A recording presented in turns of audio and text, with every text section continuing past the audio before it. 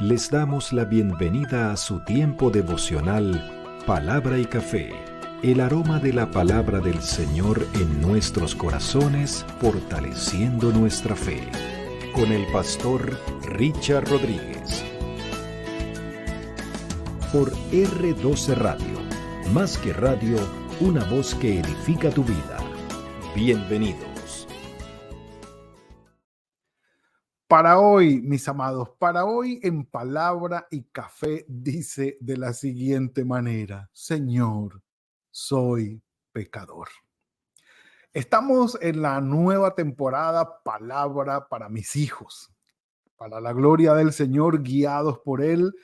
Luego de Palabra desde la prisión, sigue Pablo hablando y lo hemos enfocado en cuanto nuestro devocional con base en las dos cartas que escribiese Pablo a Timoteo y la carta que le escribió a Tito, considerándolos a ellos sus hijos amados o mis hijos amados. Sabemos en Cristo, obviamente, espiritualmente, no biológicamente, pero aparte de esto hemos dicho que Pablo está escribiendo no solamente a dos jóvenes considerados hijos suyos espiritualmente hablando, sino a dos siervos del Señor encargados de pastorear, encargados de una grey, de una iglesia, y por lo cual había que tratar los problemas que se tratan dentro de las iglesias o que se dan dentro de las iglesias. Entonces, hemos comenzado con la primera carta a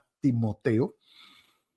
Bueno, hoy les debo la parte técnica, se las quedo debiendo. Hubo una dificultad allí para subir el archivo hoy, pero bueno, ya mañana lo tendremos en el nombre del Señor. Y vamos al punto de hoy. Pablo, después de haber dado el saludo muy, no tan fraterno, sino más bien muy oficial, muy mesurado, como muy de una carta normal para todos, no tan amigable y fraterno, y esto tiene que ver o tiene que ser así, porque la carta no solamente iba para Timoteo, sino para la iglesia como tal, y así quedó propuesta. Inicia Pablo de una vez con lo de las falsas doctrinas. Tema que se da entre las iglesias, sí. Timoteo, un joven hijo amado, encargado de la iglesia de Éfeso, tenía que proclamar el evangelio, enseñar el evangelio, como ya lo vamos a ver, pero también tenía que enfrentar situaciones difíciles que tenían que ver con falsas doctrinas, que como quieran iban metiéndose dentro de la iglesia, sin querer queriendo, con culpa o sin culpa, con motivación o sin ella, premeditado o no, iban llegando.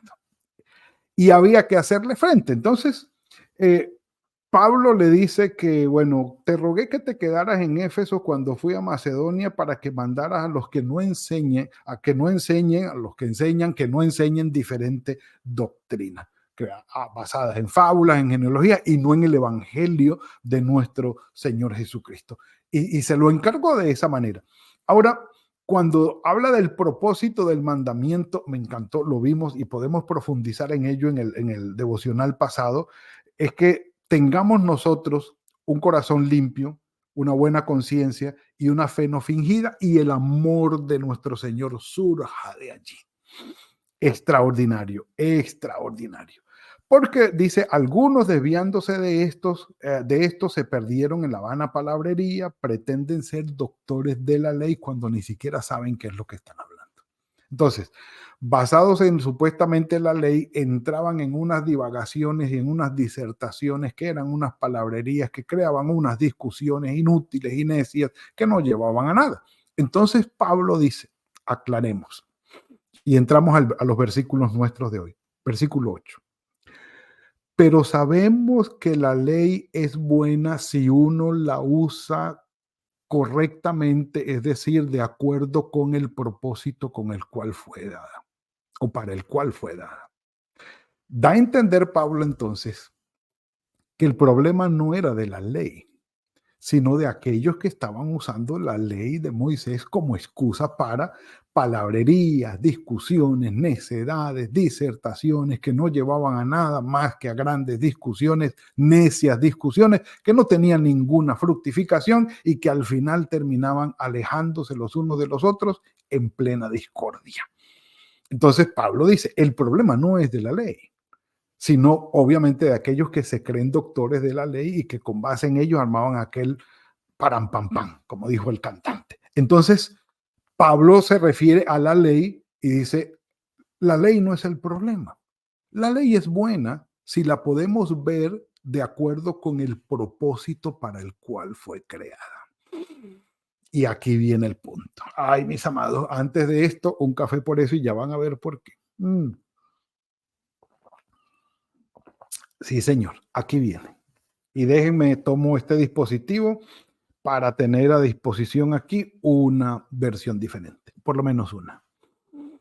Dice, sabemos que la ley es buena si uno la usa de acuerdo con el propósito que fue dada. Y comienza Pablo diciendo, la ley fue dada, y tenemos que conocer esto, que la ley fue dada, no fue dada para el justo, sino para el injusto. No fue dada para el que hace el bien, sino para el que hace el mal. No fue dada para aquel que está caminando correctamente o por lo menos dentro de la voluntad de Dios, sino para el que está fuera de la voluntad de Dios. Entonces uno dice, bueno, ya empezamos, correcto. Algunos han comentado lo siguiente y es que Pablo estaba de acuerdo con el Señor Jesucristo cuando él dijo, es que yo no he venido a buscar a justos sino a pecadores. Aquellos que se creen justos, aquellos que creen que no necesitan de perdón ni de salvación porque ellos andan actuando correctamente. Entonces, como quien dice, ¿quién queda entonces para recibir o hacer uso del propósito de la ley? ¿El justo? Entonces uno dice, oh, un momentico. Aquellos, dice Pablo, que están viviendo en el Espíritu conforme al fruto del Espíritu, están por encima de la ley. Sanamente hablando o espiritualmente hablando. ¿Sí?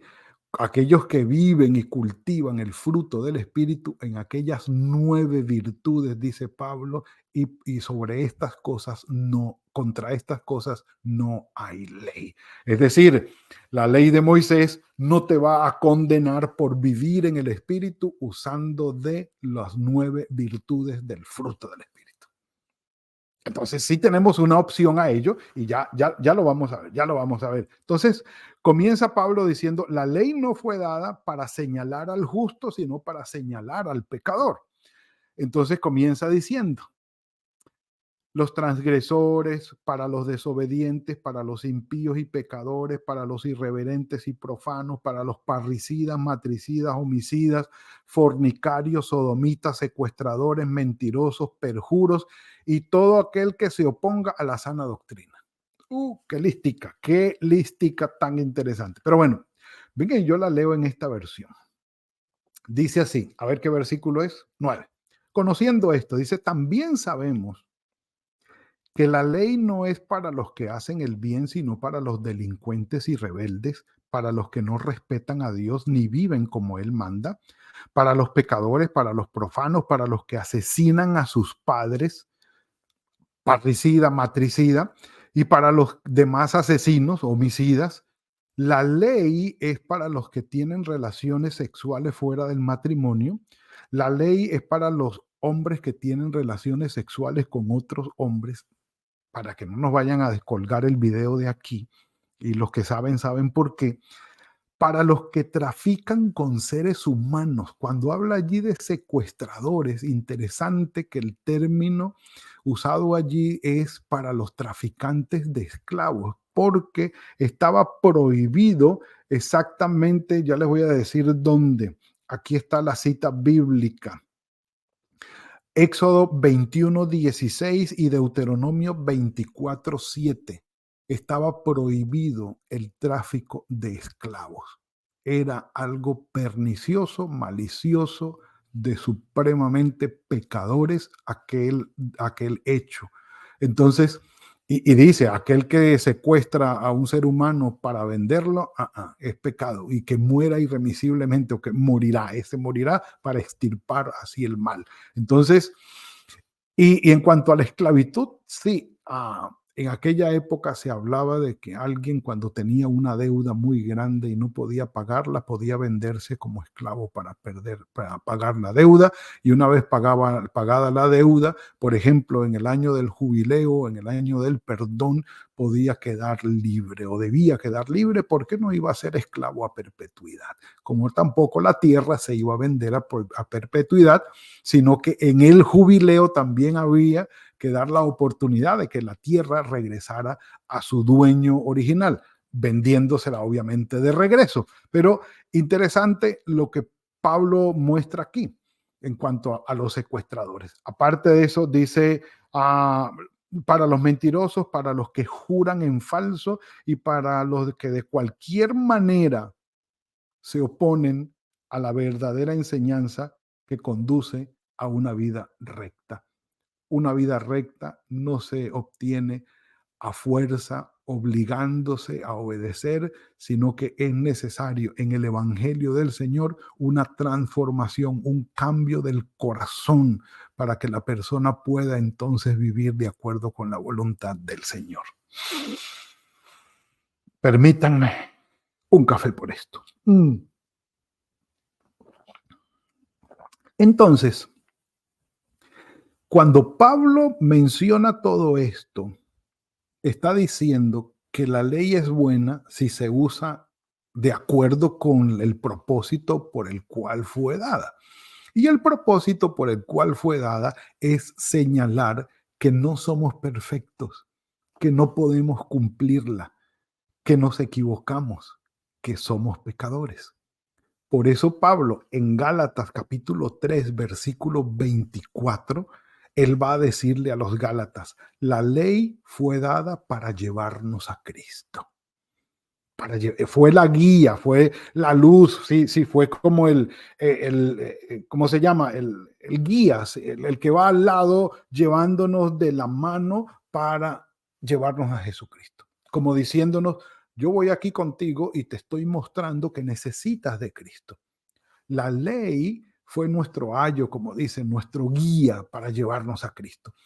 Porque la ley nos ha mostrado que no somos perfectos.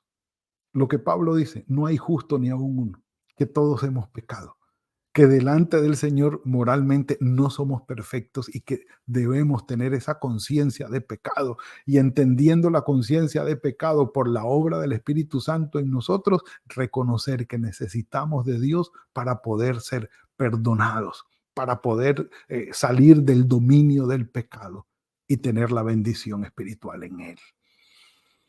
Pablo dice que la ley fue dada para llevarnos a Cristo. Y llevándonos a Cristo debemos reconocer que en verdad somos pecadores y necesitamos de Él. Y teniendo esa ayuda y esa bendición es algo extraordinario.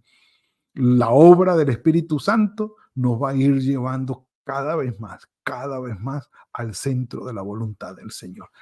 Alguien decía,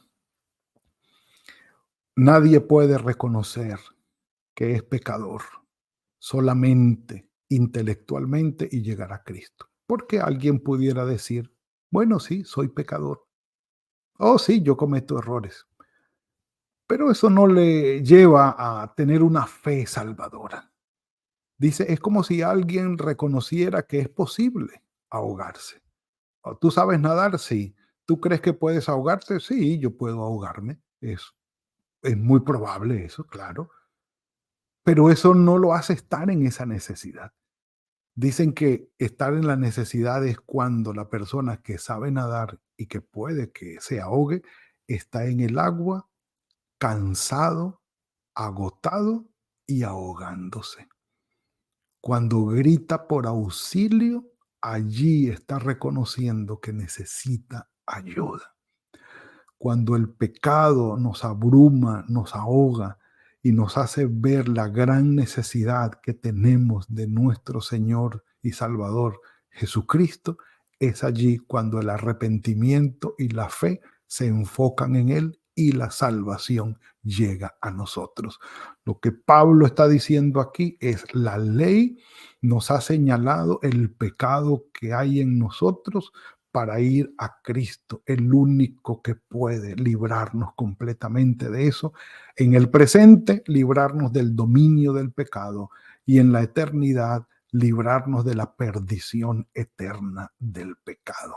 Mis amados, por eso Pablo dice allí: y todo cuanto se oponga a la sana doctrina, que allí entraríamos todos, según el glorioso evangelio del Dios bienaventurado, que a mí me ha sido encomendado.